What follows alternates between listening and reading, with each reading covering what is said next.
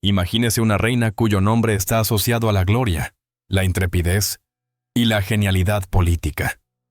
Una monarquía en la que desafió a lo papa, escapó de los asesinos y convirtió su imperio en una potencia mundial. Pero la misma mujer que inspiró a Shakespeare y derrotó a la Armada era al mismo tiempo una figura ante la que incluso sus propios temores se retiraban físicamente. No por temor a su autoridad, sino por su olor. Porque bajo las pesadas capas de polvos, perfumes y elegancia cortesana, se ocultaba una fisicidad en decadencia. La reina Isabel West King, el brillante símbolo del dominio divino, era en su interior una mujer cuyos dientes se pudrían, cuya piel se descamaba y cuyo aliento convertía incluso las recepciones diplomáticas en una prueba de resistencia al sufrimiento. No se trata de un cuento macabro de tiempos oscuros. Es la realidad, documentada en informes de embajadores extranjeros, en cartas, en observaciones de sus sirvientes. Estas historias se transmitían en susurros cortesanos, a menudo censuradas, rara vez pronunciadas en voz alta. Sin embargo, arrojan una luz fascinante sobre el lado oscuro de la representación real.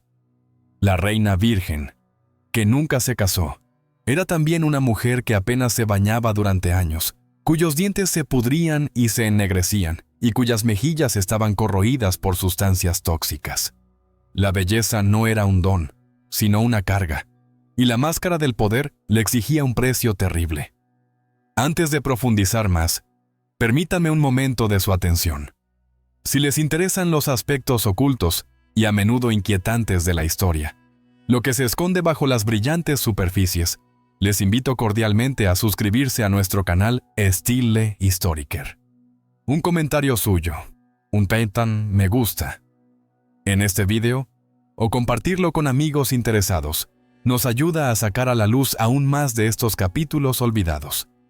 Muchas gracias y ahora volvamos a la historia. El primer indicio de decadencia fue su aliento.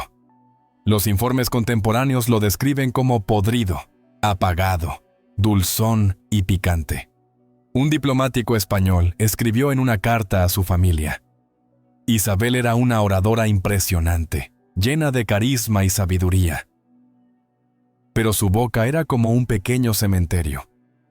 Estas drásticas palabras no eran exageradas. La reina padecía una pronunciada caries dental, causada por una combinación de predisposición genética, estrés crónico y un consumo casi real de azúcar. Un producto de lujo importado de las colonias y considerado un signo de prosperidad en la corte inglesa. Ya en sus 20 años, sus dientes comenzaron a deteriorarse. Los cepillos de dientes tal y como los conocemos hoy en día no existían. En su lugar, se utilizaban paños ásperos mojados en sal o ceniza. Sin embargo, Isabel tenía sus propias ideas sobre el cuidado dental. Ella confiaba en la miel. Mientras que otros nobles experimentaban con polvo de coral o incluso con orina, Isabel se untaba miel dulce en los dientes, creyendo erróneamente que la protegía de la caries. Hoy en día, los historiadores están de acuerdo. La miel aceleró enormemente la caída de sus dientes. A los 40 años, su dentadura ya era una ruina. Solo quedaban muñones negros que sobresalían de sus encías inflamadas. Masticar se convirtió en una tortura. Su cocinero empezó a cocinar las aves hasta que se deshacían en fibras grises, pero incluso el pan blando le causaba dolor. En los banquetes de estado, a menudo solo podía esbozar una sonrisa con dificultad, mientras se retiraba detrás de abanicos y biombos para comer o evitaba la comida por completo. En público mantenía las apariencias, pero entre bastidores era una lucha diaria. Se dice que una vez un médico le aconsejó que se extrajera un diente podrido. Elizabeth le pidió que primero se extrajera él mismo un diente, como prueba de que no dolía. El hombre obedeció. Ante toda la corte reunida, se extrajo un diente sano, gritó de dolor y cayó desmayado al suelo. Elizabeth, sin embargo, se limitó a sonreír y abandonó la sala con la mano sobre la mejilla palpitante. Su negativa a mostrar debilidad no era vanidad, Era una estrategia de supervivencia, porque en un mundo en el que las mujeres eran consideradas delicadas, emocionales y frágiles, una reina no podía mostrar dolor, debilidad ni imperfección. Elizabeth era consciente de ello, por lo que desarrolló rituales para ocultar la realidad. Masticaba clavo y cardamomo para disimular el mal aliento. Sus cubiertos estaban recubiertos de plata para que sus dientes brillaran al levantar la copa. Pero la plata no podía ocultar el olor, y mucho menos detener el cambio en su habla. Con cada diente perdido, su articulación cambiaba. Las palabras se volvían indistintas. Su legendaria retórica, antes tan clara y penetrante, se redujo a frases balbuceantes. Se cree que Shakespeare adaptó los diálogos de sus obras a la nueva capacidad lingüística de la reina. Se evitaron las palabras que requerían consonantes duras o vocales complejas. En su lugar, sus papeles recibieron pasajes cortos y claros. Los poetas y músicos de la corte tuvieron que someterse a la menguante capacidad lingüística de su monarca. Algunas de sus damas de compañía más cercanas dejaron más tarde registros anónimos. Una escribió: «No era el orinal lo que nos ahogaba, era su aliento». Tales declaraciones rara vez se expresaban en voz alta, ya que había que mantener las apariencias, incluso por la fuerza si era necesario. Los médicos que ofrecían ayuda eran desterrados. Uno que recomendó un enjuague bucal con hierbas curativas fue acusado de brujería. Otro, que sugirió un empaste de oro, nunca más fue admitido. Con los años, la inflamación se extendió a los huesos de la mandíbula. Los contornos de su rostro comenzaron a cambiar. Las mejillas se hundieron y el cuello se tensó por el dolor hasta las sienes. Sin embargo, se mantuvo inflexible, ya que la imagen de la joven reina divina no debía mostrar ningún defecto. La realidad, su cuerpo, sus dolores, tenían que ceder ante el mito. Isabel era más que una soberana, era un símbolo. Y para preservar ese símbolo, estaba dispuesta a sacrificar incluso lo que nos hace humanos: su propia salud, su propio bienestar, incluso su propia carne. En la concepción actual, el agua simboliza la purificación, la salud fresca, pero para Elizabeth Bert, el agua era una amenaza. No solo el agua del cáliz, sino sobre todo la que estaba en la piel, en una época en la que los ríos de Inglaterra eran a la vez vertederos y cloacas. La desconfianza hacia el agua no era del todo infundada, pero el rechazo de Isabel iba más allá de la precaución. Se convirtió en una obsesión. La reina virgen estaba convencida de que las enfermedades transmitidas por el agua podían penetrar en el cuerpo a través de la piel. Para ella, bañarse no era una cuestión de higiene, sino un riesgo mortal. Sus médicos personales reforzaron esta convicción. Se dice que uno de ellos le aconsejó: «Majestad, si se baña, su cuerpo nunca volverá a secarse por dentro, se ahogará por dentro». Tales advertencias sonaban como autoridad médica, pero en realidad eran un reflejo de las ideas medievales. Isabel les hizo caso y desarrolló un sustituto para la limpieza: el perfume, litros y litros de perfume. Su higiene diaria no consistía en lavarse, sino en maquillarse. Las sirvientas le pasaban paños empapados en agua de rosas, vino o vinagre. Estas se aplicaban suavemente sobre la frente, los brazos y el escote. No para limpiar, sino para perfumar. Nunca se debía frotar la piel, nunca se debía aparecer desnuda ante los espejos. Sus vestidos, de hasta 6 capas superpuestas, se empapaban de aceites, sándalo, mirra y almizcle. Incluso en pleno verano llevaba corsés, enaguas, miriñaques, corpiños y capas. Debajo de ellos, el sudor, los restos de perfume, las escamas de piel y los restos de ungüentos se mezclaban en una combinación de olores difícil de describir. No solo era desagradable, era notorio. Un embajador francés describió así su encuentro con Isabel: un aroma dulzón a podredumbre empapado en rosas. Estuve a punto de vomitar. En sus aposentos siempre había un aire denso. Bolsas de lavanda, incienso y ropa de cama usada llenaban las habitaciones. Rara vez se pedían sábanas limpias. Isabel afirmaba que el olor de su cuerpo era un ancla para sus sueños. Para sus sirvientas, sin embargo, era una tortura. Una doncella anotó más tarde que el camisón de la reina estaba tan rígido por el aceite y el sudor que podía mantenerse en pie, incluso sin el cuerpo dentro. Y, sin embargo, estaba obsesionada con el orden. En la corte se exigía una limpieza estricta. Quien oliera a sudor era expulsado de la corte durante una semana o más. La contradicción era sorprendente. Mientras que su entorno debía estar limpio, su propio cuerpo estaba envuelto en un manto de ilusiones. La reina poseía una magnífica bañera de porcelana decorada con oro. La llevaba consigo en sus viajes, pero apenas la utilizaba. Cuando lo hacía, no era para asearse, sino como ceremonia. El baño comenzaba con una ceremonia en la que se echaban flores, rosas, flechas y caléndulas. El agua se vertía con cuidado, nunca demasiado caliente, nunca demasiado fría, y era bendecida por un sacerdote.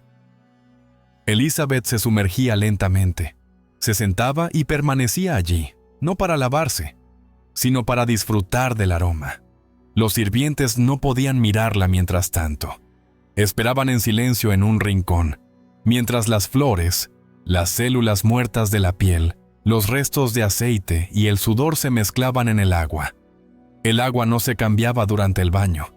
Si se enturbiaba, se le añadía más perfume, almizcle, civeta, pulí. Al final, tras horas, el baño se parecía más a un caldo que a una limpieza.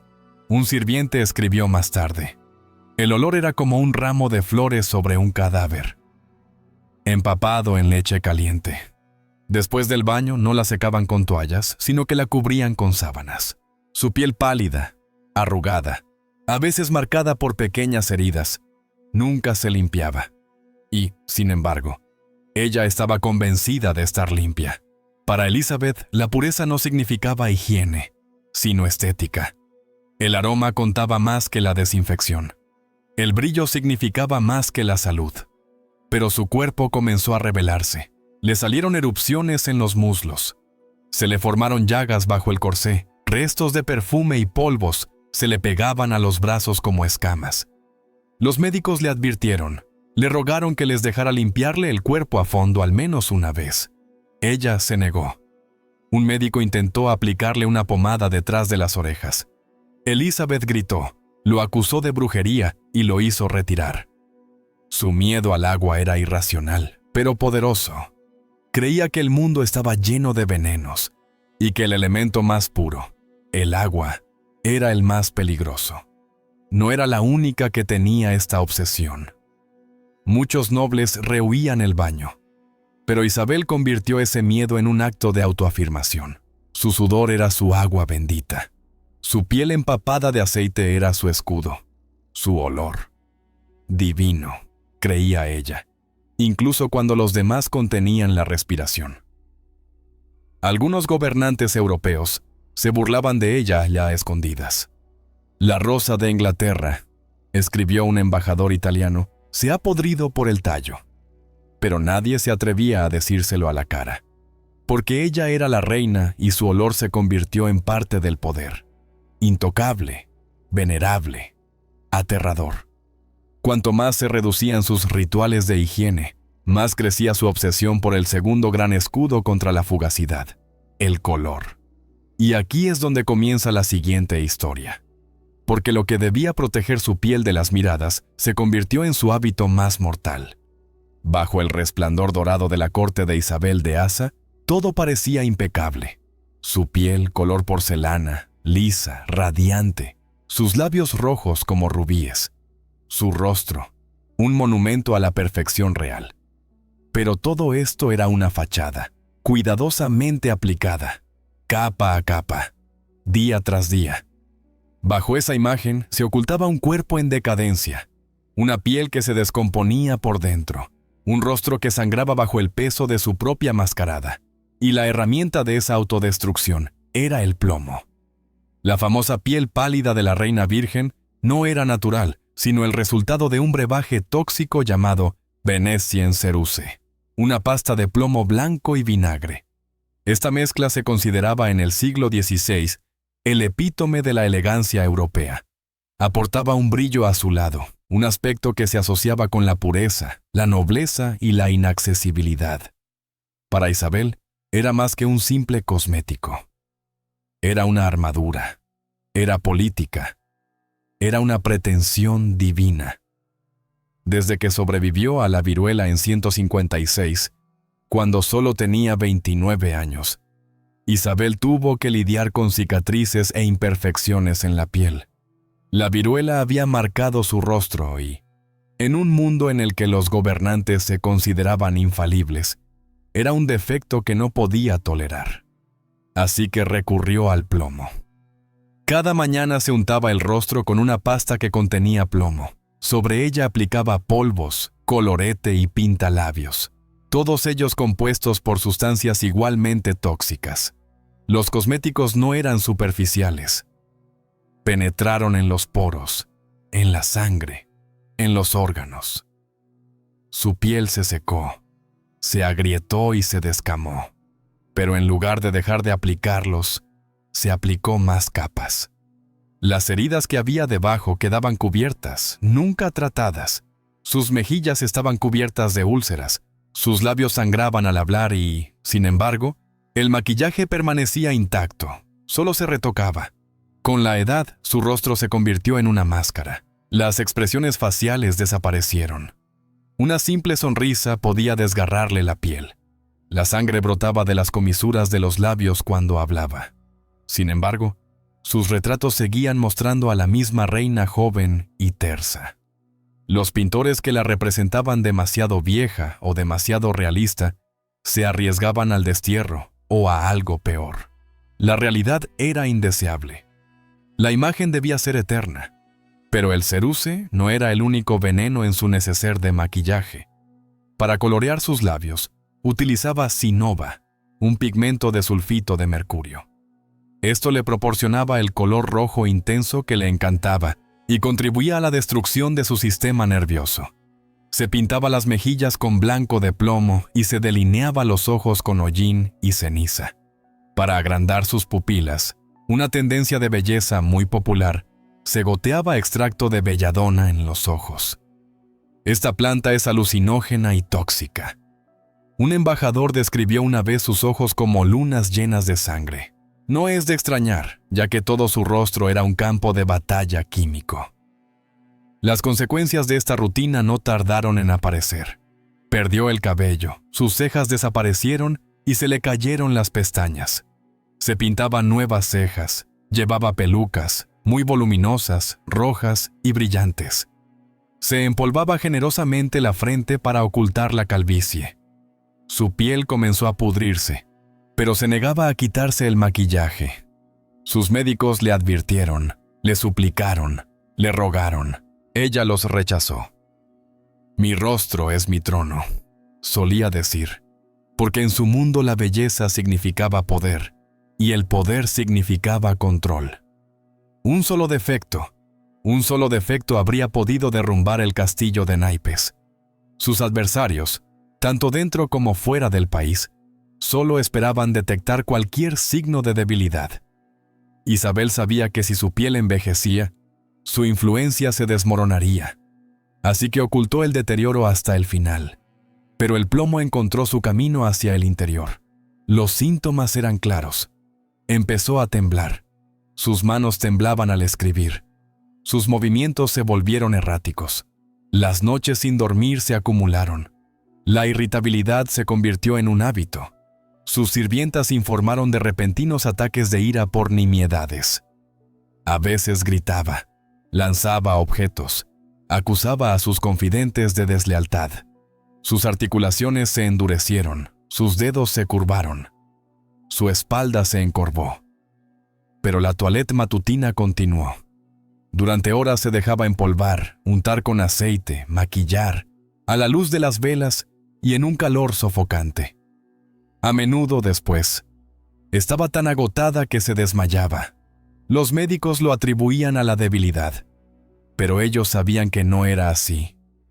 Era el veneno. Una doncella recordó más tarde un incidente en el que, accidentalmente, le quitó un trozo de ceruce de la mejilla a Isabel. Debajo apareció una herida abierta, sangrante e inflamada. La doncella vomitó. Isabel la golpeó y la hizo retirar. Su rostro ya no era un rostro. Era un santuario, intocable, doloroso, divino. En público seguía siendo la reina virgen, joven, pura, invencible. En privado, sin embargo, se desmoronaba y nadie se atrevía a decirlo. Los diplomáticos lo susurraban en cartas. Un embajador español escribió: «Huele como un ángel corrupto». Otro informó: «El perfume ya no podía ocultar la decadencia, pero el pueblo no sabía nada». Sus retratos, con piel pálida, ojos brillantes y labios rosados, se difundieron por todas partes. La verdad permaneció oculta, como tantas otras cosas en su corte. Incluso se retiraron los espejos de sus aposentos. Nadie podía mostrarle la realidad, ni siquiera ella misma. En sus últimos años, sus fuerzas se fueron agotando. Su piel se volvió amarillenta, un signo de insuficiencia hepática, a menudo causada por el envenenamiento por plomo. Sin embargo, ella insistió en seguir usando ceruza. Incluso en su lecho de muerte, se maquilló. El mito no debía morir. El brillo debía permanecer, aunque el cuerpo ya se hubiera derrumbado hacía tiempo. Pero lo que se aplicaba en la cara no era lo peor. Lo que llevaba en la cabeza era quizás lo más horrible de todo, porque bajo sus pelucas se escondía otro capítulo oculto de descomposición. Cuando Isabel, en sus 30 años, comenzó a perder su cabello, antes de un rojo brillante, no solo estaba en juego su apariencia física, sino el control de todo su reino. En su imaginación, una melena abundante era sinónimo de juventud, fuerza, feminidad y, sobre todo, autoridad. Cada mechón que se caía era un ataque silencioso a su pretensión de reinar eternamente. Así que decidió tomar una medida que se convirtió en otra característica distintiva de su mito: las pelucas. Pero lo que desde fuera parecía un símbolo de la magnificencia real, ocultaba un horror comparable. Las pelucas no eran un accesorio de moda, sino una armadura, un icono y un objeto de culto al mismo tiempo. Cada una de ellas se fabricaba con el mayor cuidado. Estaban hechas de crin de caballo, pelo de cabra o incluso cabello humano real.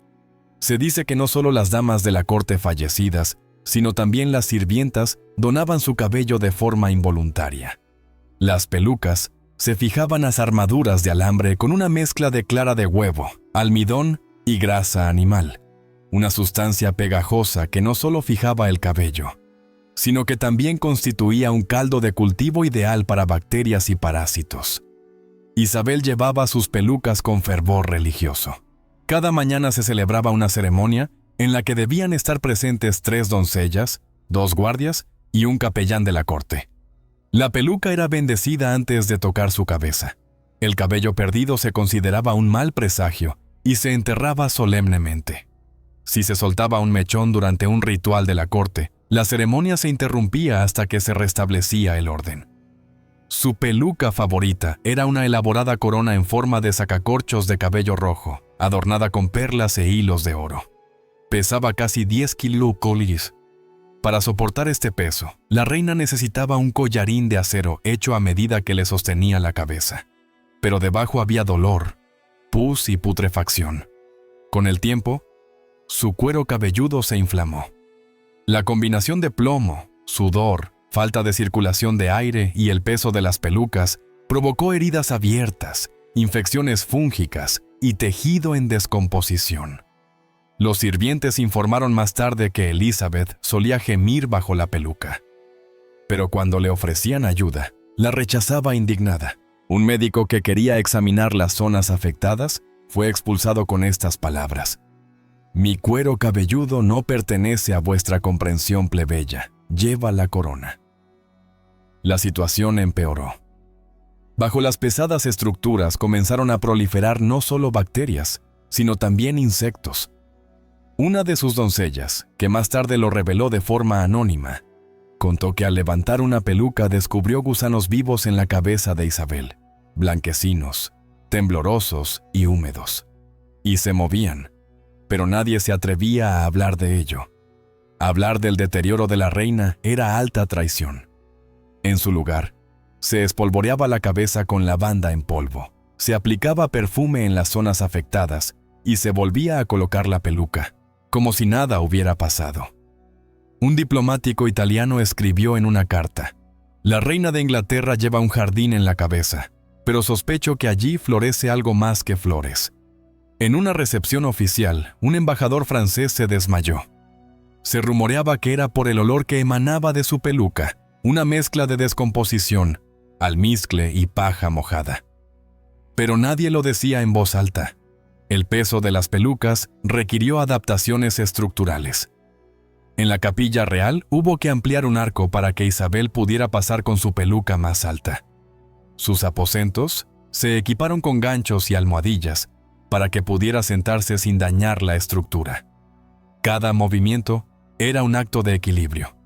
Las damas de la corte fueron entrenadas para apoyar a la reina discretamente durante el día.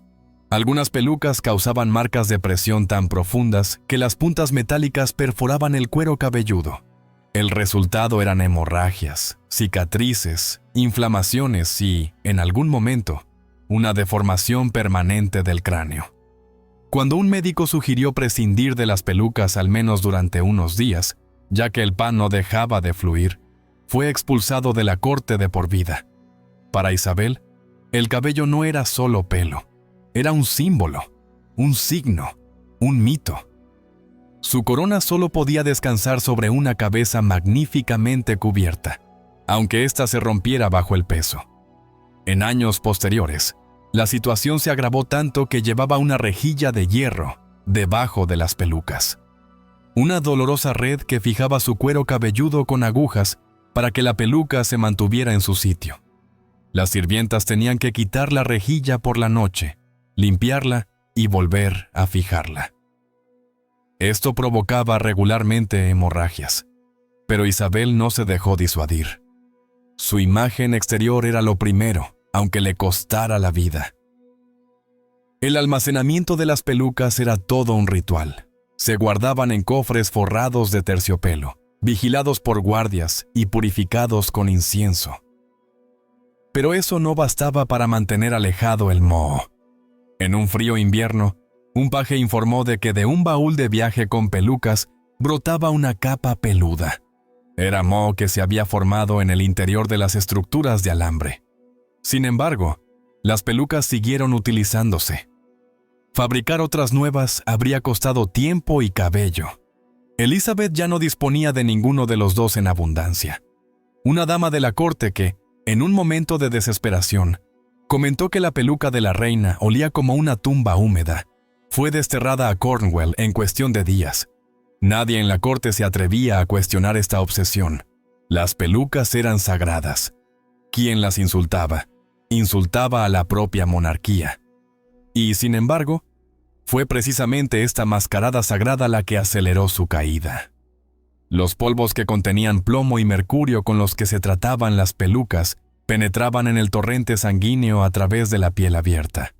Los historiadores modernos sospechan que muchos de sus síntomas neurológicos, confusión, visiones alarmantes e insomnio, no solo se debían a los cosméticos faciales, sino también a las pelucas. Elizabeth fue envenenada por el trono de sus propios rituales. En sus últimos años, el deterioro era difícil de ocultar. Su cabeza estaba cubierta de heridas, sus ojos inflamados y su cuello deformado por llevar el peso. Pero incluso en su lecho de muerte, pidió su peluca favorita. Quería morir brillante, como ella decía. Los sirvientes le peinaron el cabello de crin, lo empolvaron y lo rociaron con lavanda. Cuando exhaló su último aliento, no llevaba una corona de oro, sino de pegamento, grasa animal, alambre y fragante feulnis. E incluso después de su muerte, no le quitaron la peluca. Los embalsamadores no se atrevieron a quitársela por miedo a lo que pudiera aparecer debajo. Así fue enterrada, maquillada, perfumada, con una peluca, tras una vida al servicio de las apariencias. Pero eso no fue lo más impactante de su historia. Lo que ocurrió tras su muerte superó todo lo que había permanecido oculto durante su vida. Elizabeth de Charty gobernó Inglaterra durante más de 4 décadas. Bajo su corona, el país prosperó, derrotó a la Armada española, promovió las artes y fue símbolo de una era que aún hoy lleva su nombre. Pero en sus últimas semanas apenas quedaba nada de esa fuerza. La mujer que una vez fue el centro del escenario mundial, se sentaba en silencio en sus aposentos, envuelta en terciopelo y silencio. Ya no comía, no bebía, apenas dormía. Sus sirvientas apenas se atrevían a dirigirse a ella. Su mirada era vacía, su respiración superficial. La monarca, antes tan elocuente, solo murmuraba: «Cuando cierre los ojos, no volveré a abrirlos». Y así llegó la muerte en marzo de 1603. Lenta, silenciosa, pero no clemente. Porque con su último aliento comenzó un deterioro que, incluso para una época sin conocimientos médicos, fue inquietantemente rápido.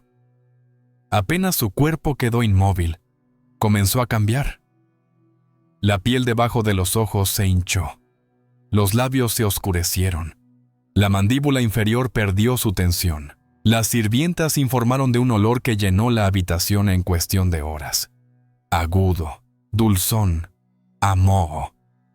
A pesar de las gruesas capas de perfume, polvos y aceite, la descomposición ya no se podía ocultar. Los médicos buscaron explicaciones, culparon al clima húmedo, a las velas que estaban demasiado cerca del cuerpo. Pero la verdad era más simple y aterradora. Elizabeth se había envenenado durante décadas con plomo, mercurio, moho, perfumes y polvos. Su cuerpo era un desastre químico y, cuando llegó la muerte, todo lo que se había acumulado en ella explotó con brutal consecuencia.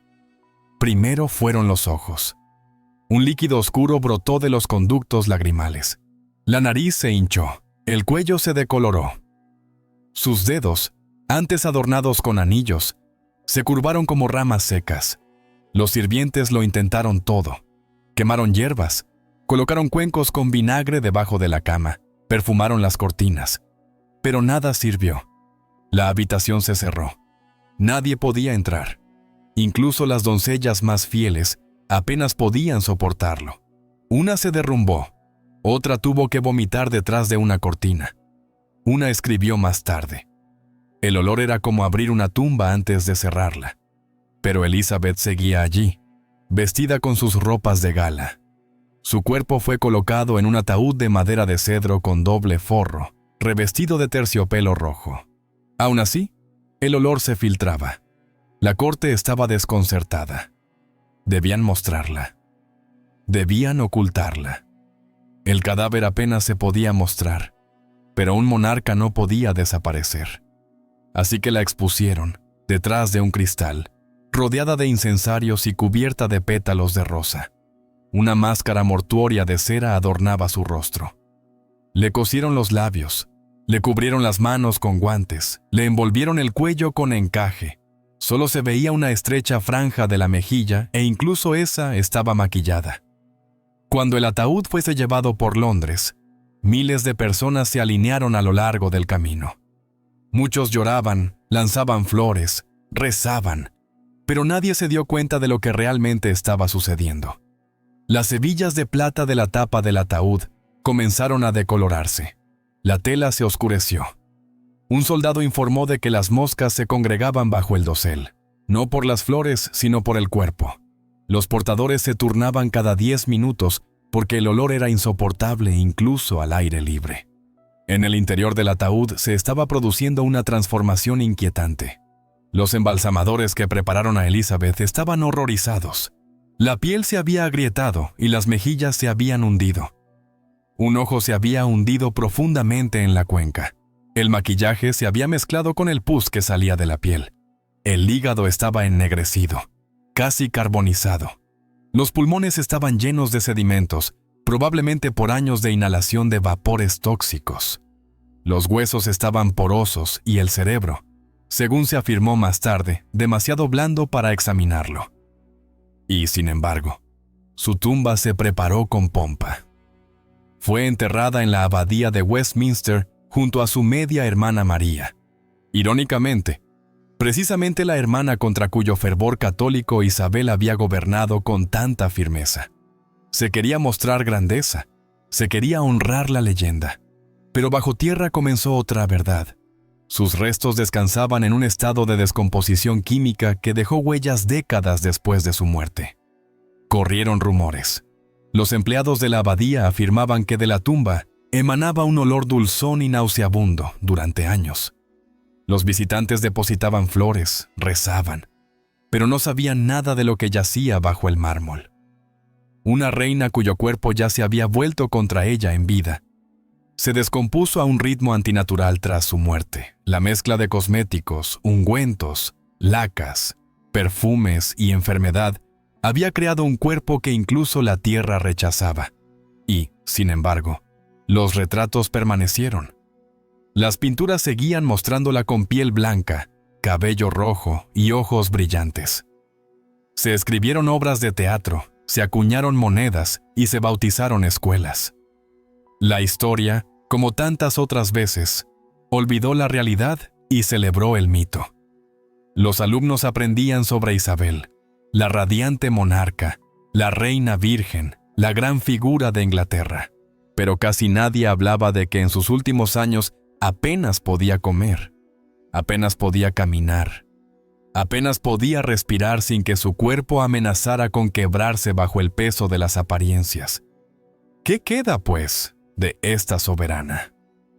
Sin duda, una época de cambios, una mujer que se impuso en un mundo dominado por los hombres, una figura simbólica, pero al mismo tiempo, un monumento a la advertencia del peligro que surge cuando la imagen se vuelve más importante que la persona, cuando el poder se antepone a la verdad, cuando un rostro es más importante que la salud. Isabel eligió el perfume en lugar del agua, el maquillaje en lugar de la piel, la ilusión en lugar del cuidado, y pagó por ello con cada respiración, cada gota de sangre, cada momento de su deterioro físico. Todavía hoy yace en la abadía de Westminster, y con ella una parte de la verdad sobre lo que significa tener poder y el precio que éste exige. Quizás, si se escucha con atención en los silenciosos pasillos de la abadía, se pueda sentir algo. No el aroma de sus rosas, sino el susurro de esa verdad que se ocultaba bajo capas de plomo, sangre y silencio. M.